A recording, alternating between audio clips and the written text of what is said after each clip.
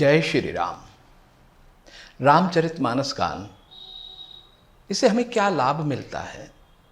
सब लोग आप यही सोच रहे होंगे कि क्यों हम भगवान का भजन करें, क्यों रामचरितमानस गान पढ़ें, ये सब क्यों करें? तो देखिए, हम सुख ढूंढते हैं तो कहते हैं कि पैसा कमाओ बहुत सुख मिलेगा, मर्जिया जो ले लो। तो देखिए, जो भी इस संसार में सुख देने वाली भौतिक चीजें, उसमें स्थायी सुख नहीं मिलता है हमको। अगर पैसे से ही सुख मिलता तो बहुत करोड़पति लोग हैं इसमें, कोई भागवत नहीं कराता, कोई मंदिर का निर्माण नहीं कराता, कितना ही पैसे वाला हो जाए, लेकिन ये जो सुख आता है पैसे का, वो क्षणिक होता है। दुख भी क्षणिक होते हैं, ये स्थायी कुछ भी नहीं है। लेकिन प्रभु के नाम से हमें स्थायी सुख मिलता है, इसीलिए हमको प्रभु का नाम लेना चाहिए। रामचरितमानस गान जैसे अनेक ग्रंथ हैं हमारे सनातन में, उनका अध्ययन करके ज्ञान प्राप्त करके हमको स्थायी सुख प्राप्त करना चाहिए। अब स्थायी सुख होता क्या है? जहां पर हमें किसी प्रकार का कोई दुख ना हो, कभी दुख ना हो, सम रहे हम, ठीक उस प्रकार से। देखिए, आपने पुराने समय की कई घटनाएं सुनी होंगी कि पुराने समय में जो इंसान थे इस पृथ्वी पर कबीलों में रहा करते थे और कभी यहाँ कभी वहाँ इधर उधर भटकते रहते थे।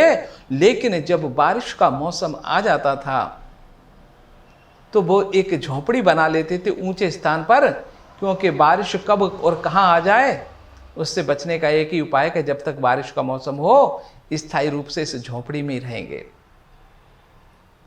तो वो स्थायी सुख नहीं था, कुछ क्षण का था, जब तक बारिश आती तब तक का। ठीक उसी प्रकार से जैसे कि पैसे की बारिश आएगी तो जब तक पैसा है तभी तक सुख मिलेगा, और पैसा है तब भी सुख मिले ये जरूरी नहीं है।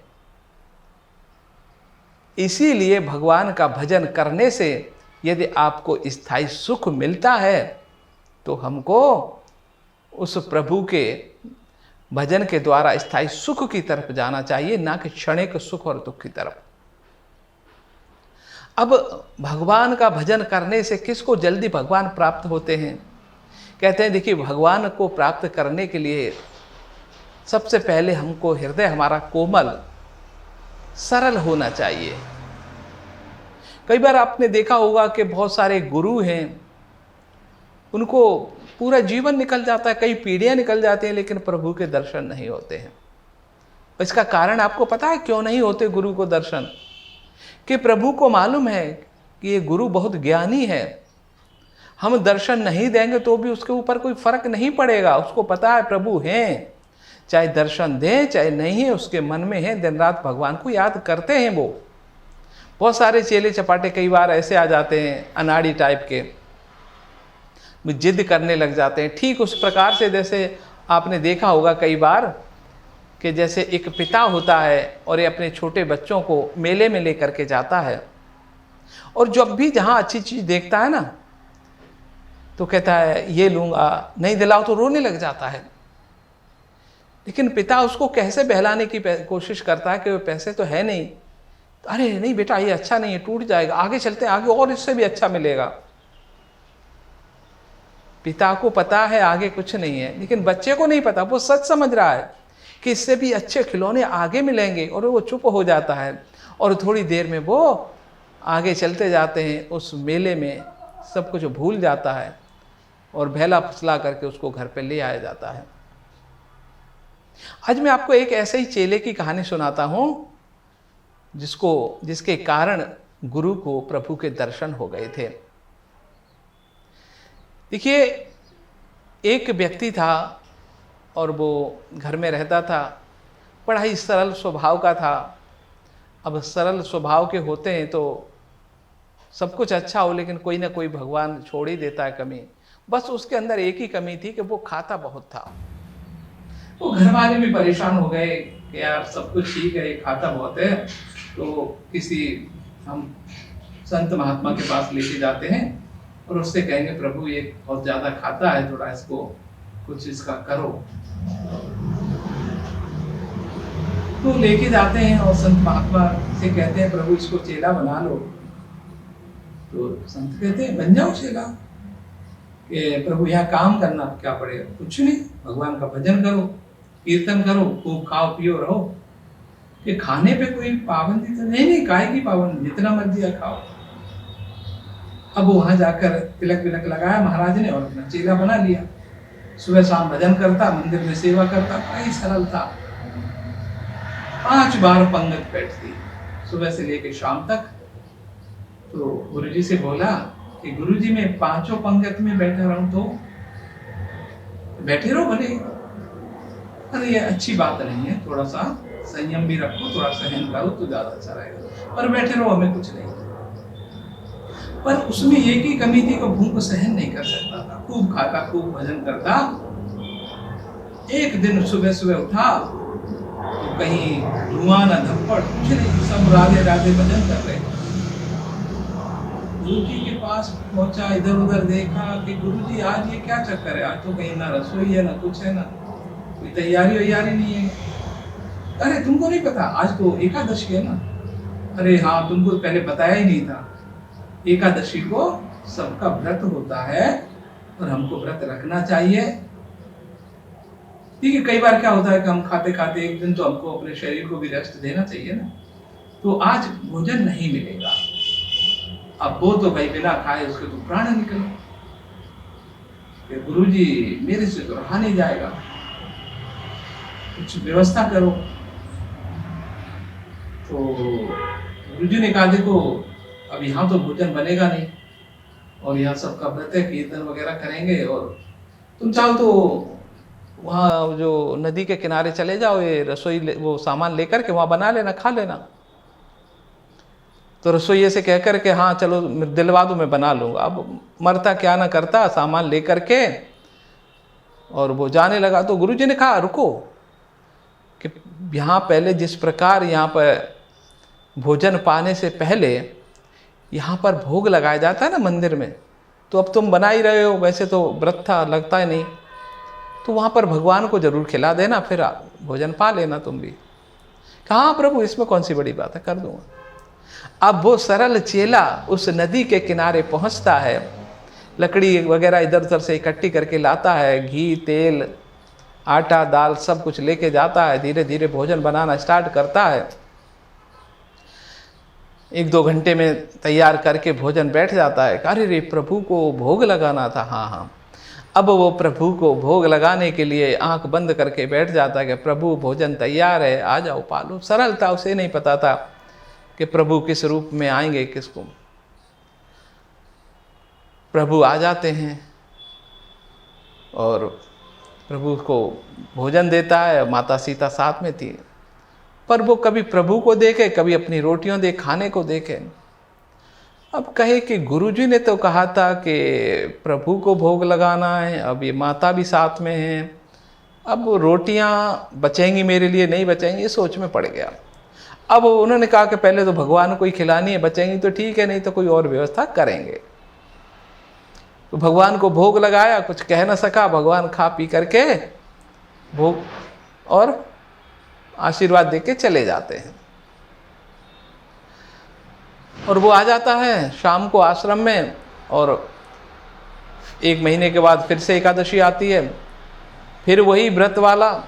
गुरुजी से कहा गुरुजी हम तो रह नहीं पाएंगे, वो पहले जो व्यवस्था की थी ना कि हाँ हाँ ले लो आटा और चले जाओ नदी के किनारे। तो कहता है गुरुजी थोड़ा आटा बढ़वा दो। कि क्यों? कि गुरुजी आपने तो कहा था कि सिर्फ प्रभु को भोग लगाना है, वहाँ तो माता साथ में आती हैं प्रभु के साथ में। क्या अच्छा। तो गुरुजी ने सोचा कि पहले शायद कम ले गया होगा, खाता बहुत है, भूखा भूखा रह गया होगा, प्रभु का तो बहाना है, प्रभु तो कहाँ आएंगे खाने। तो उन्होंने कहा थोड़ा ज़्यादा दे देना, तो थोड़ा ज़्यादा लेकर के चला जाता है। फिर भोजन बनाता है और भोजन बना के तैयार करता है, प्रभु को याद करता है भोग के लिए। तो प्रभु राम सीता और लक्ष्मण को साथ में लेके आते हैं। जैसे ही 3 लोगों को देखा उसकी तो सांसें ही अटक गई कि अरे प्रभु ये क्या कर रहे, कुछ नहीं। अब कहे कि आज तो लग रहा है कि हम बढ़वा के लिए आए तो इन्होंने भी बढ़ा दिया। तो पूछता है कि प्रभु ये कौन है? तो भगवान राम कहते हैं ये हमारे भाई हैं छोटे, लक्ष्मण। तो कि सगे भाई हैं या कहीं आस पड़ोस में से आप ले आए हो? अब उसे क्या पता, वो सरल स्वभाव का आदमी, राम कौन सीता कौन रावण, उसको कुछ पता नहीं था। कि नहीं नहीं सगे भाई हैं, दूसरे को क्यों ले आएंगे? कि चलो तो ठीक है, बैठो, अब होगा जो देखा जाएगा। तो राम लक्ष्मण और सीता प्रेम से भोजन करते हैं। प्रभु मुस्कराते हैं, कितना सरल भक्त मिला है, और आनंद ले रहे हैं। खा पी के फिर प्रभु चले जाते हैं। और फिर वही तीसरी एकादशी आती है तो कहता है गुरुजी, पहले तो 2 ही आए थे, इस बार 3 आ गए थे। इस बार तो 11 सेर आटा दो, उसी के हिसाब से घी तेल वगैरह सब कुछ सामान दो। अब गुरुजी कहें यार 11 सेर तो ये खा नहीं सकता है, कहीं गड़बड़ है, कहीं ऐसा तो नहीं यहाँ जा कर के ले जाता हो और वहाँ बेच देता हो, यार इसका पता लगाना पड़ेगा, ये क्या चक्कर है। तो जैसे ही वो आटा और दाल लेकर के चलता है, और थोड़ी दूर पर गुरुजी भी पीछे पीछे उसके चलने लग जाते हैं। अब वो नदी किनारे बैठ जाता है। अब उसकी समझ, वो सोचता है कि ऐसा नहीं हो कि पहले तो 3 आए, पहले 1, फिर पहले 2 आए, फिर 3, अब कहीं नहीं ऐसा नहीं हो कि 4-5 आ जाए, कितना बनाए भोजन। तो कहता है ऐसा करता हूँ कि पहले प्रभु को बुला ही लेता हूँ, देखते हैं कितने लेके, उस हिसाब से बना लूँगा, नहीं तो मेरे ही कम पड़ जाता है, मैं ही भूखा रह जाता हूँ। इस प्रकार से वो प्रभु को याद करने लग जाता। प्रभु तो तैयार बैठे ही थे, प्रभु की परीक्षा लेनी थी इस वक्त की, और प्रभु पूरे राम दरबार के साथ उपस्थित हो जाते हैं। राम लक्ष्मण सीता भरत शत्रुघ्न और साथ में हनुमान जी। जैसे ही राम दरबार के पूरे सदस्यों को देखता है, उसको माथा पकड़ लेता है, ये क्या हो गया। चलो ये तो ठीक थे, इंसान थे, लेकिन ये 60 फीट का बानर ले आए। ये तो हमारे गुरुजी पूरा गोदाम खाली कर दे तो ही पेट नहीं भरे, क्या करें। माथा पकड़ के बैठ जाता है कि प्रभु ये रहा सामान, आप जानो और आपका जाने काम।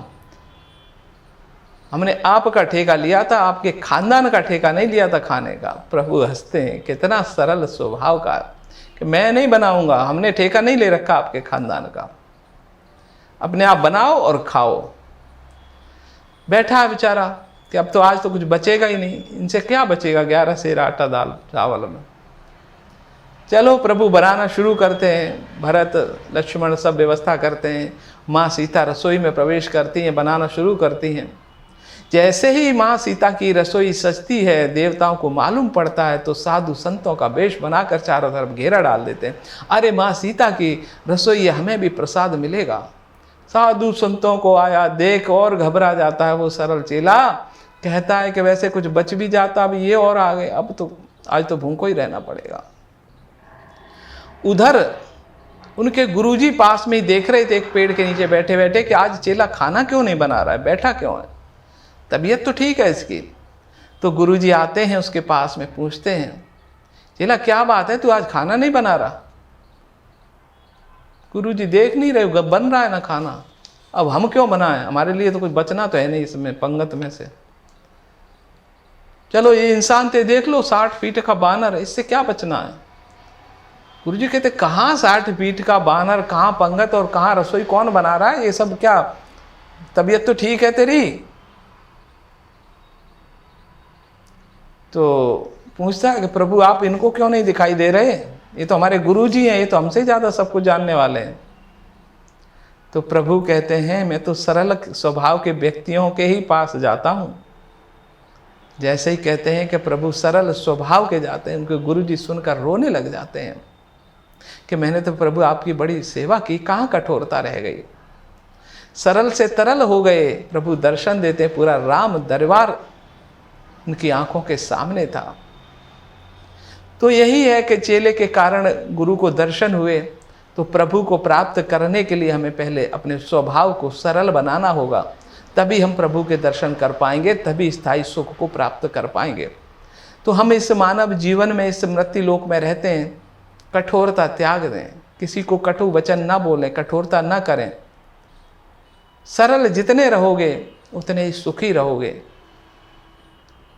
तो चलिए, हम जो प्रसंग था हमारा वो था शिव के विवाह का चल रहा था, और जब शिव की बारात हिमाचल के द्वार पर पहुंचती है तो वो वर्णन मैं आपको सुनाता हूँ। इतना अनुपम, इतना शिक्षा देने वाला है कि सुनने वाले का कल्याण अवश्य हो जाएगा। तो जहाँ पर जगदम्बा ने स्वयं अवतार लिया हो वहाँ धन धान्य की क्या कमी हो सकती है। जगदम्बा जहाँ अवतरी सो पुरवरनि की जाय, रिद्धि सिद्धि संपत्ति सुख नित नूतन अधिकार। जहाँ जगदम्बा ने स्वयं अवतार लिया हो जिस नगर में, वहाँ की रिद्धि सिद्धि संपत्ति, उसके बारे में वर्णन करना बड़ा ही मुश्किल काम है। अब उस नगर, सुंदर नगर के द्वार पर जब शिव की बारात पहुंचती है तो जो देवता गण थे, विष्णु ब्रह्मा सब आगे आगे थे, उनको देख करके गांव वाले जो हिमाचल के बड़े ही हर्षित होते हैं। नगर निकट बारात सुनी आई, पुरखर भरु शोभा अधिकाई, कर बनाऊ सज बाहन नाना, चले लेन सादर अगवाना। और जैसे ही सुना कि बारात शहर के निकट आ गई है, हिमाचल ने अगवानी करने के लिए सुंदर हाथी घोड़े उनकी अगवानी के लिए भेजे कि जाओ बारात का स्वागत करो। हिय बरसे सुरसेन निहारी, हरै देखी अति भय सुखारी, शिव समाज सब देखन लागे, बिडर चले बाहन सब भागे। तो सबसे आगे आगे थे ब्रह्मा विष्णु महेश देवता गण थे जो अगवानी करने गए थे। उन्होंने देखा देवताओं का सुंदर रूप, बड़े ही प्रसन्न हो गए, क्या बारात है। और पीछे जब दूल्हे को और बारात को देखा, विभिन्न प्रकार के वाहन उनके डरावने, उनको देख करके उनके हाथी घोड़ा सब बिलक कर भागने लगे। अगवानी करने वाले उल्टे पैर भागे, बच्चे डरने लगे। लेकिन कुछ बड़े बुजुर्ग थे, बारात का स्वागत करना था, वो डटे रहे, डरे नहीं। धर धीरज तह रहे सयाने, बालक सबल जीव पराने, गए भवन पूछे पितु माता, कहे बचन भय कंपति गाथा। तो कुछ बड़े बुजुर्ग थे, उनको स्वागत करना था, जो जानते थे शिव की बारात है, ये तो मंगलकारी है, कल्याणकारी है, वो डटे रहे स्वागत के लिए। बाकी सब लोग भाग गए। बालक बच्चे जो साथ में गए थे वो तो अपने घरों में जाकर घुस गए और कांपती आवाज में बोले अपने माता पिता परिवार वालों से कि ये बारात है या यमराज की सेना है, आज शहर में कोई नहीं बचेगा, भूत भयंकर पिशाच सब चले आ रहे हैं। इतने डर गए बालक। कहूं काहि कह जाय इन बाता, जम कर धार की दो बरियाता, बरु बोराह बसो अवसारा, ब्याल कपाल विभूषण छाड़ा। वो बालक अपने माता पिता को बता रहे हैं कि ये बारात नहीं है, ये तो यमराज की सेना है, और दूल्हा तो पागल है, बैल पर बैठ के आ रहा है, सांप लपेटे हुए है, राख तन पे कपड़ा, नंगा ही है वो तो दूल्हा।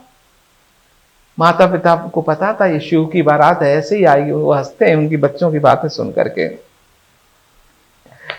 तन छार ब्याल कपाल, भूषण नगन जटिल भयंकरा, संग भूत प्रेत पिशाच जोगिन, विकट मुख रजनी दचरा। तो कहते हैं कि सांपों का श्रृंगार, राख लपेटे हुए, बैल पर सवार, भूत पिशाचिनों की बारात अद्भुत। जो जियत रहित बारात देखत, पुण्य बढ़ते कर सही, देखें सो उमा विवाह, घर घर बात असी लरिकन कही। अब बच्चे तो क्या कह रहे हैं कि उमा का विवाह तो जो कोई भाग्यशाली होगा ना, जो इस बारात को देखकर बचेगा, वही देख पाएगा, पर बचना बड़ा मुश्किल है। मुझे नहीं लगता कोई बचेगा। समुझ महेश समाज सब, जनन जनक मुस्काए, बाल बुझाए विविध विधि निडर होए डरु नाहि। तो वो माता पिता को पता था कि ये बच्चों को समझाते हैं कि हे बालको, आप डरो मत, ये तो शिव की बारात है और सबका कल्याण करने वाली है। स्वयं भगवान बारात लेकर के पधारे हैं। ले अगुबान बाराती आए, दिए सवै जनमास सुहाए, मैना शुभ आरती सभारी, संग सुमंगल गावै नारी। जो उमा की मदर मैना थी, वो आरती का थाल सजाकर आरती लेके आई, लेकिन जब उन्होंने उस बारात को देखा, दूल्हे को देखा, तो बड़ी ही डर गई। जो स्त्रियां मंगल गीत गा रही थी वो भी डर के भागने लगी। कंचन थार सोहबर पानी, परिछन चली हरे हरसानी, बिकट बेश रुद्र जब देखा, अबल नहीं उर भय भयो विशेषा।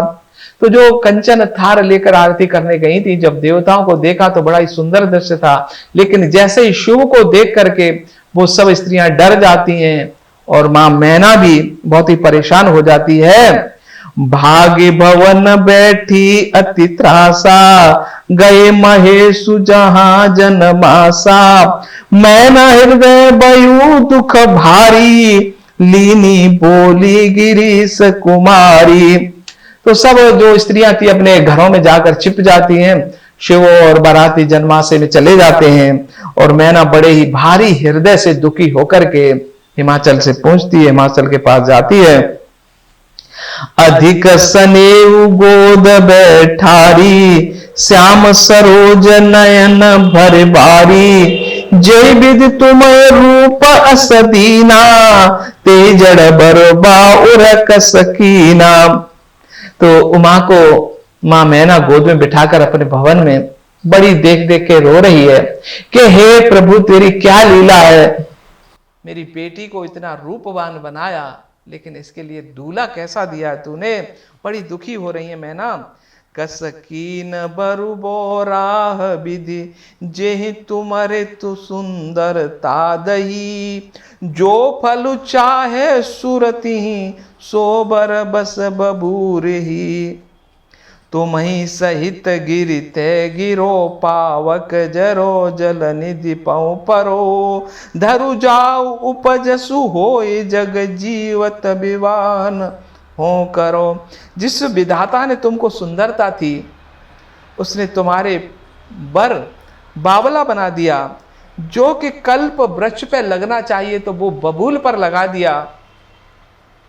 मैं तुम्हें लेकर किसी पहाड़ पर जाऊंगी, वहां से कूद के मर जाऊंगी, लेकिन ऐसे बर से मैं तुम्हारी शादी नहीं होने दूंगी। बहुत व्याकुल हो गई, बहुत विकल हो गई मैं ना।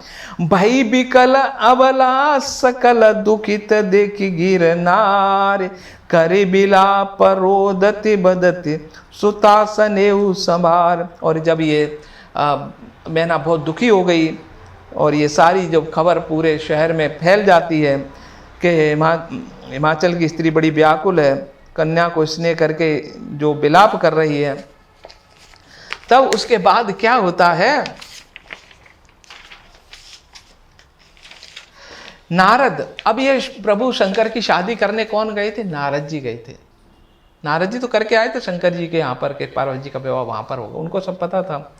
तब नारद जी आते हैं। नारद कर में काह बिगारा, भवन मोर जिन बसत उजारा। हे नारद जी, वो कहती हैं उमा की माँ मैना कि नारद जी, मैंने तुम्हारा क्या बिगाड़ा था? मेरी बेटी का घर बसने से पहले ही उजाड़ दिया तुमने। अब उपदेश उमय जिन दीना, बोरे बरे लगे तपुकीना। और इस मेरी बेटी को नारद जी तुमने क्या उपदेश दिया था कि इस पागल बर के लिए मेरी बेटी ने इतनी तपस्या की, साचेहु उनके मोहन माया, उदासीन धनु धामु न जाया। पर घर घालक लाजन भोरा, बाजन जान प्रसव के पीरा। तो सचमुच उनके पास मोह माया धन घर स्त्री कुछ भी नहीं है। और ऐसा व्यक्ति घर के बारे में क्या जानता है? कहते हैं जिसके प्रसव पीड़ा न हो, बच्चों को प्यार कैसे करे, बच्चों को दुख को क्या समझे। जननी बिकल बिलो की भवानी, बोली जुत विवेक मृदुबानी। अस विचार सोचय मति माता, सो न टरे जो रचय विधाता। तो माता को विकल देखकर पार्वती जी समझाती हैं कि माँ, जो विधाता ने रच दिया वो नहीं टलेगा, जो मेरे भाग्य में है वही मिलेगा। तू परेशान क्यों होती है? ये परेशान होने का वक्त नहीं है। कर्म लिखा जो बाउर नाहू, तो कत दोष लगाए हैं काऊ। और जो मेरे भाग्य में बावला पति लिखा है, तो दूसरे को, नारद जी को दोष क्यों देना? यही है मेरे भाग्य में। माता, क्या विधाता के अंक तुमसे मिट सकते हैं? तो जो लिख दिया है वो होके रहेगा। माँ दुखी मत हो, बहुत समझाती हैं। जन लेहु मातु कलंक करुणा, परिहरऊं अवसर नहीं। दुख सुख जो लिखा लीलार हमरे, जाब जहां पावहि तही। तो जो सुख दुख मेरे भाग्य में लिख दिया है वो मिटेगा नहीं। माँ तुम क्यों दुखी हो रही हो? सुनि उमा बचन विनीत, कोमल सकल अबला सोचही। बहु भांति विविधि लगाए, दूषण नयन बारी विमोचही। तो सारी स्त्रियां उमा की ये दुख भरी वाणी सुनकर के उनके साथ में आंसू गिरने लग जाते हैं स्त्रियों के, कि हे उमा के भाग्य में प्रभु तूने क्या लिख दिया है। तेहि अवसर नारद सहित, अरु ऋषि सप्त समेत। समाचार सुन तुम्हें न गिरी, गवने तुरत निकेत। तो ये सब कुछ सुना तो नारद जी सप्त ऋषियों के साथ वहाँ पर पधारते हैं। तो जो हिमाचल थे उनको साथ लेकर आते हैं। तो नारद जी बहुत समझाते हैं। तब नारद सब ही समझावा, पूरब कथा प्रसंग सुनावा। मैं न सत्य सुनहु मम बानी, जगदम्बा तब सुता भवानी। नारद जी कहते हैं, माँ मैना तुम क्यों दुखी हो रही हो? पूर्व जन्म में की कथा सुनाते हैं कि पूर्व जन्म में ये सती थी, ये महादेव को ही ब्याही गई थी। ये जगत जननी जगदम्बा हैं, जिन्होंने आपके यहाँ शिव को प्राप्त करने के लिए जन्म लिया है और शिव के लिए इन्होंने बड़ा तप किया है। तुम दुखी मत हो, ये तो शिव की अर्धांगिनी है। अजा अनादि शक्ति अविनाशिनी, सदा शंभु अर्धंग निवासिनी। जग संभव पालन लयकारिने, निज इच्छा लीला बपुधारिने। तो ये तो स्वयं जगदम्बा है, जगत जननी है, सबका कल्याण करने वाली है। इन्होंने अपनी इच्छा से तुम्हारे यहाँ जन्म लिया है शिव को प्राप्त करने के लिए। एक बार आवत शिव संगा, देखें रघुकल कमल पतंगा। भय मोह सिच कहा न कीना, भ्रम बस बेसु शिव कर लीना। तो एक घटना सुनाते हैं कि किस प्रकार से पूर्व जन्म में शिव ने इसको पार्वती जी को त्याग दिया था। कहते हैं कि एक बार मेरे साथ में और राम आ रहे थे और इन्होंने भूलवश सीता का स्वरूप बना लिया था। और भगवान राम के मुंह से जो सीता का स्वरूप बनाया था उन्होंने तो पहचान लिया था, लेकिन मेरी माता का रूप बनाया था उसी दिन से मैंने इनको त्याग दिया था, शिव ने त्याग दिया था। और फिर पार्वती रुष्ट होकर के अपने पिता जो यक्ष की पुत्री बनी थी, यज्ञ में जलकर जान दे दी थी। और फिर से शिव को प्राप्त करने के लिए तुम्हारे यहाँ जन्म लिया है। और शिव को प्राप्त करने के लिए बहुत उनको प्रसन्न करने के लिए कि मुझे अंगीकार करो, बहुत कड़ा तप किया है इन्होंने। तो ये जब ये सब बात नारद जी बताते हैं तब उनकी समझ में आता है। शिवबेशु सती जो कीन ते अपराध शंकर परे हरि, हर बिरहि जाहि बहोरि पितु के जग जोगा नल जरी। कि जो मेरी माता का रूप बनाया था पार्वती ने, उसी का दंड दिया था कि अब तुम मेरी माता बन गई हो, अब इस जन्म में तुम्हें स्वीकार नहीं करूंगा। अब जन्म तुम्हारे भवन निज पति लागे दारुण तप किया, अस जाने संशय तजऊं गिरिजा सर्वदा शंकर प्रिया। ये तो हमेशा शंकर को प्रिय रही हैं। ये सब जान करके फिर उमा का जो व्याकुल हो रही जो दुख था वो समाप्त हो गया। हिमाचल भी सब सुखी हो गए। सुने नारद के बचन तब सब कर मिटा विषाद, क्षण महु व्यापऊ सकलपुर घर घर ये संवाद। और नारद जी की ये वाणी घर घर गूंजने लगी, घर घर तक पहुंच गई कि स्वयं पार्वती जी हैं ये उमा के रूप में, और ये जो बारात लेके आए शिव शंकर हैं। सब पूरे नगर हर्ष से आनंदित होने लगा। तब मैना हिमवंतु आनंदे, पुण्य पुण्य पार्वती पद बंदे। नारी पुरुष शिशु जुबा सयाने, लगे लोग सब अति हर्षाने।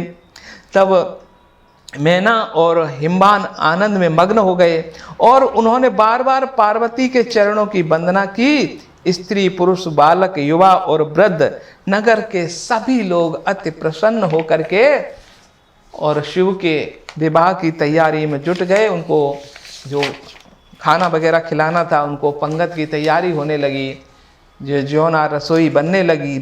लगे हो न पुर मंगल गाना, सजे सबऊ हाटक घट नाना। भांति अनेक भई जेउ नारा, सूप शास्त्र जस कछु व्यवहारा। तो नगर में मंगल गीत गाने लगे। सबने भांति भांति के स्वर्ण कलश सजाए। पाक शास्त्र में जैसी रीति है उसके अनुसार भोजन तैयार किए गए। सो जीव नारी के जाई बखानी, बसै भवन जय मातु भवानी।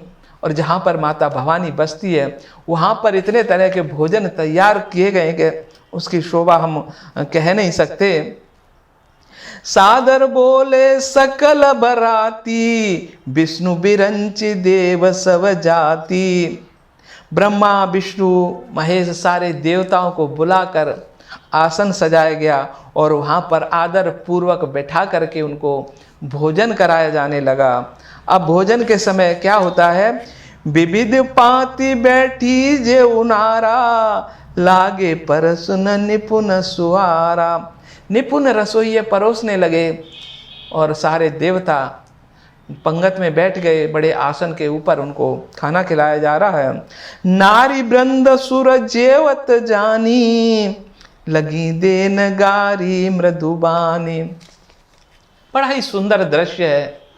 नीचे देवता लोग और शिव के बाराती खाना खा रहे हैं, ऊपर स्त्रियां बैठ करके उनको मंद मंद मुस्का करके गालियां दे रही हैं और वो गालियां के कारण लोग भोजन और ज़्यादा कर पा रहे हैं, धीरे धीरे खा रहे हैं। उनको उन गालियों में बड़ा ही आनंद आ रहा है देवता लोगों को।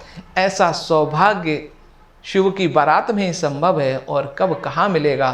तो देखिए, जब भी विवाह होता है तो ये सबसे आनंद के पल वही होते हैं कि जब बारात खाना खा रही होती है और स्त्रियां गाली देती हैं बड़े प्रेम पूर्वक, और वो गालियां इतनी मीठी लगती हैं कि लगता है कि हम खाते रहें और ये गालियां देती रहें। गारी मधुर स्वर देहि, सुंदर व्यंग बचन सुनावही। भोजन करें सुर अति विलंबु, विनोद सुन सचु पावही। मतलब ऐसा विनोद व्यंग, वो स्त्रियां ऊपर से व्यंगों के बाण कस रही हैं उनके ऊपर और वो इतने मधुर लग रहे हैं और वो धीरे धीरे भोजन के साथ उन गालियों का आनंद ले रहे हैं। जेवंत जो बड़ियो आनंदु, सो मुख कोटिहु ना परे कहो, अचबाहि दीने पान, गवने बास जय जा को रहो। और उसके बाद जब देवता गण सब बाराती खाना खा लेते हैं, अंत में उनका जो हाथ मुंह धुला करके उनको पान दिया जाता है और फिर वो जन्माशय में वापस छोड़ दिया जाता है। और फिर तैयारी होती है शादी की, जो रात को फेरे वगैरह होते हैं उनकी। बहुरे मुनि हिमबंत कहु, लगन सुनाई आय, समय बिलो की विवाह कर, पठय देव बोलाए। जो लग्न पत्रिका आती है उसमें फेरों का समय होता है कि जो मुनि थे उन्होंने वो विधिवत जो हिमाचल थे उनको वो पत्रिका पढ़ के सुनाते हैं। और जो फेरों का वक्त था उस समय जो ऋषि आए थे, जो देवता गण आए थे, वो शिव को लेकर के आते हैं शादी के लिए। बोल सकल सुर सादर लीने, सबहि यथोचित आसन दीने, वेदी वेद विधान संभारी, सुभग सुमंगल गावहि नारी। सभी देवताओं को आदर सहित बिठाया गया और एक वेदी सजाई गई। स्त्रियां सुंदर श्रेष्ठ मंगल गीत गाने लगीं।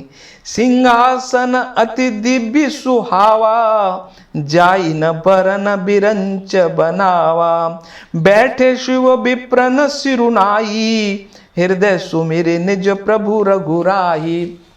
और वहाँ पर एक शिव के लिए जो आसन लगाया गया था, प्रभु उस पर शीश नवा करके हृदय में अपने स्वामी का ध्यान करके रघुनाथ जी का ध्यान करके वहाँ पर विराजते हैं। बहुरी मुनि सहु उमा बुलाई, कर सिंगार सखी ले आई।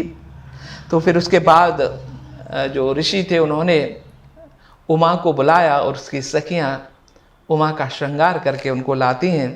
देखत रूप सकल सुर मोहे, बरने छबे अस जग कभी कोहे। और ऐसा उमा का रूप देख करके देवता भी मोहित हो गए। संसार में ऐसा कभी कौन होगा जो सुंदरता का वर्णन कर सके। उस सुंदरता का वर्णन कोई कर ही नहीं सकता। ऐसी जगदम्बा जगदम्बिका जाने भव मावा, सुर न मन मन की न प्रणामा। जगदम्बिका ने अपने जो प्रभु थे उनके चरणों में प्रणाम किया और वो तो उनके चरण कमलों को ही निहारना चाहती हैं।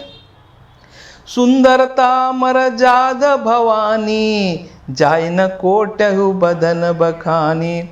और भवानी जी की सुंदरता की सीमा है, करोड़ों मुखों से भी उनको शोभा उसकी बखानी नहीं जा सकती, इतना सुंदर दृश्य है। इस प्रकार से वो शादी का कार्यक्रम पूरा होता है।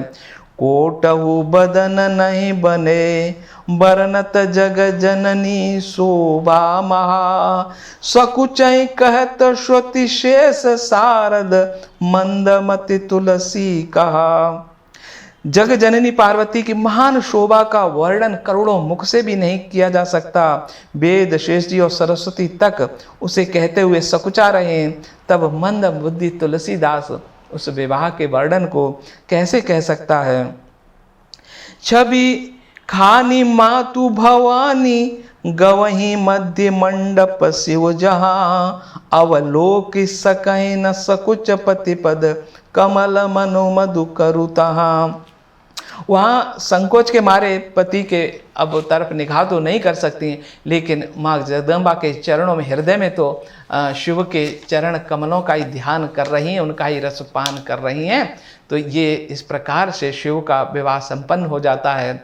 तो ये जो अद्भुत घटना जो शिव विवाह की तुलसीदास जी ने वर्णन किया है, सच में इसको सुनने से एक बड़ा ही कल्याणकारी है कि शिव जब सांसारिक जीवन में प्रवेश करते हैं तो वहाँ भी उन्होंने कोई बदलाव नहीं किया, उसी मूल स्वरूप में रहे हैं। उनको लोभ मोह क्रोध कोई भी अन्य साधन उनको छू नहीं पाया है। संदेश यही है कि हम विवाह कर ले, सांसारिक जीवन में प्रवेश कर जाएं, पर हम अपना मूल स्थान न भूलें कि एक दिन प्रभु के घर जाना है, मोह में ना रम जाएं, प्रभु को ना भूल जाएं।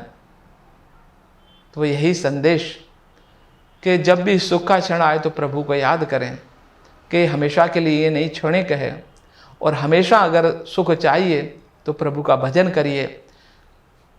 स्थायी सुख हमें प्रभु का भजन ही दे सकता है, प्रभु दे सकते हैं और कोई नहीं दे सकता। चलिए कल का प्रसंग लेकर के कल सुबह 5 बजे फिर आऊँगा, और तब तक अपने आरजे दोस्त श्यामवीर सिंह को दीजिए अनुमति। जय श्री राम।